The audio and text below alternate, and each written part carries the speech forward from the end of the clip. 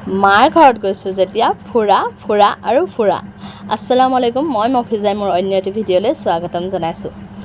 ইমান দিনত গৰম পৰিছে, দিনত ক'ৰবালৈ যোৱা কথাটো ভাবিবই নোৱাৰি, সেইবাবে ওলালোঁ ৰাতি। আৰু ৰাতি পেহী ঘৰলৈ গৈছিলোঁ আৰু আহোঁতে যথেষ্ট দেৰি হৈ গ'ল, সেইবাবে ভিডিঅ' নিদিলোঁ আৰু ভিডিঅ'টো দিছোঁ আজি। আৰু এইটো হৈছে মোৰ পেহী ঘৰ, আৰু পেহী ঘৰ আমাৰ ঘৰৰ পৰা বহুত বেছি দূৰ নহয়, 12 কিলোমিটাৰমানহে হয়। আৰু পেহী ঘৰত প্ৰায় আহি থকা হয় যদিও মই এতিয়া বিয়া হ'লোঁ, কিন্তু বহুত দিনৰ পাছতহে আহিবলগীয়া হয় বা আহিবলৈ পাওঁ।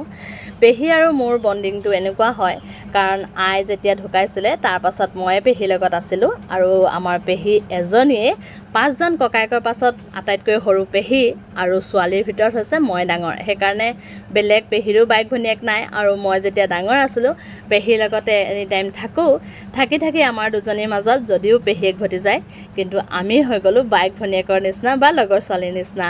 মনৰ কথা সকলোৱে ইজনী সিজনীৰ লগত শ্বেয়াৰ কৰিব পাৰোঁ।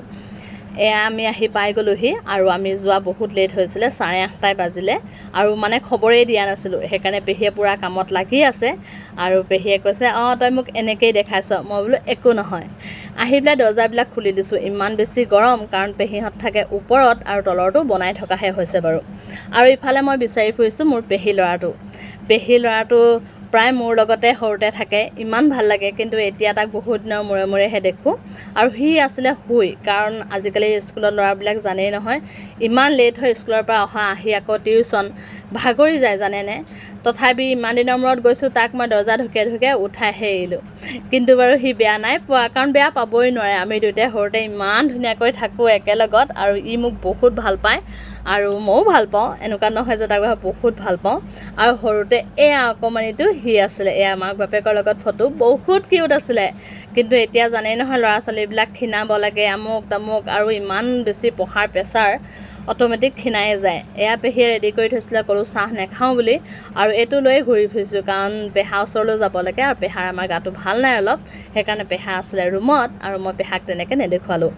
ইফালে পেহীয়ে লাগি আছে, ইফালে ডাল ফ্ৰাই বনাইছে, ইফালে মাছ জিকাৰ লগত বনাইছে, আৰু এইফালে মটন ভুনা, চব বনাই মেলি ৰেডি কৰি থৈছে। আৰু মই কৈছোঁ আৰু একো নবনাবা, ইমান গৰমত খাব পৰা নাযায়। এফালে বেটি লাগি গ'ল, এইফালে খেলিবলৈ। এইটো পুতলা চাবিৰৰ সৰুকালৰে হয়, দেখিছেনে কিমান ধুনীয়াকৈ খেলি আছে, আৰু ই বলৰ লগত খেলি আছে। বলটো লৈ মানে দুইটাৰ টাইমটো পাছ। আৰু আমি খাই বৈ উঠিলোঁ, আৰু খাই বৈ খোৱাখিনি যেনিবা নেদেখালোঁ, কাৰণ ভিডিঅ'টো বহুত দীঘল হৈ গৈছে। আৰু এইটোনো কেনেকৈ নেদেখাওঁ, কাৰণ মই মিঠাই খাই বহুত ভাল পাওঁ, আৰু পেহীয়ে মিঠা মোৰ কাৰণে যোগাৰ কৰি থৈছে।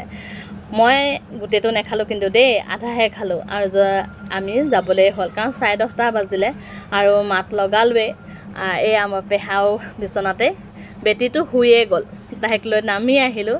আৰু পেহীক ভালদৰে দেখুৱাই নহ'ল, এইজনী হৈছে মোৰ পেহী, আৰু দোৱা কৰিব যাতে আমি সদায় ভালে থাকোঁ।